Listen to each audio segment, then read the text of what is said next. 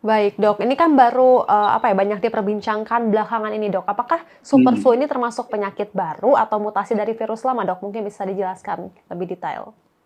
Jadi ini ingat ini sama seperti COVID-19 ya, Mhm. SARS-CoV-2 itu dia punya turunan-turunan. Jadi sebenarnya virusnya bukan virus baru, Mmm. tapi turunannya, jadi mutasinya yang baru.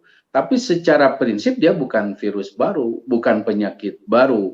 Sehingga kenapa tadi mayoritas, orang muda ya, mungkin masih di bawah 60-an itu masih sebentar saja, terinfeksinya, maksudnya gejalanya cepat hilang 2-3 hari, asal dia istirahat cukup, makan bergizi cukup, minum air dan lain sebagainya. Ini yang, eee, karena terjadi karena kita semua sudah punya kekebalan sebetulnya, walaupun, ini tiap tahun ya, dia bermutasi ya, namun kekebalannya tidak benar-benar hilang, ada, sehingga tidak berat. Dan itu yang akhirnya harus membuat kita, paham bahwa ini bukanlah satu penyakit baru, bukanlah penyakit yang akan menjadi pandemi, karena ya bukan baru, sebagian sudah punya kekebalan.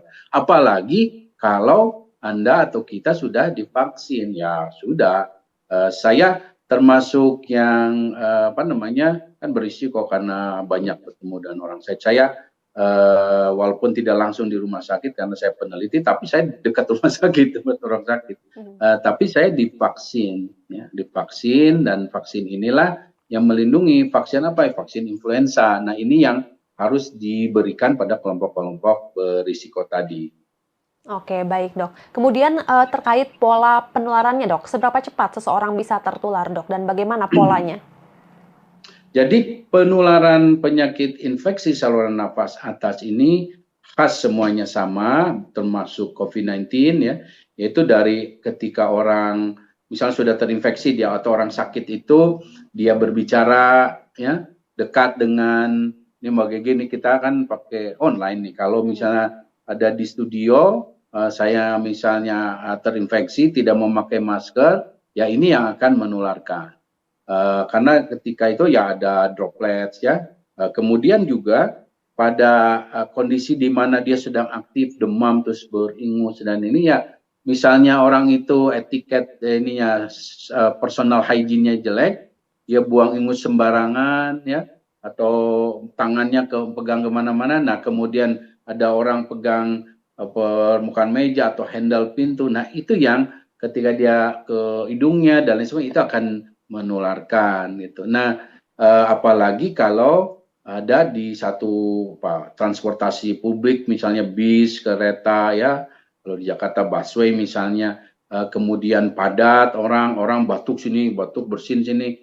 Nah, sirkulasinya juga kurang baik, nah itu yang akan meningkatkan terjadinya penularan atau infeksi. Jadi itulah sebabnya, kita harus minimalisir risiko dengan cara melakukan pencegahan. 5M masih relatif sangat penting ya, 5M ini memakai masker, mencuci tangan, kemudian juga sedapat mungkin menghindari kerumunan keramaian, apalagi ini ventilasinya buruk misalnya. Itu yang bisa dilakukan. Tapi jangan karena mentang-mentang tadi sampaikan, ya masih muda, umur masih 20-30-an, Mhm. biarin saya nggak pakai, ya jangan juga, karena sekali lagi lebih baik mencegah daripada mengobati. Dan ingat, terinfeksi berulang itu mengundang masalah ya.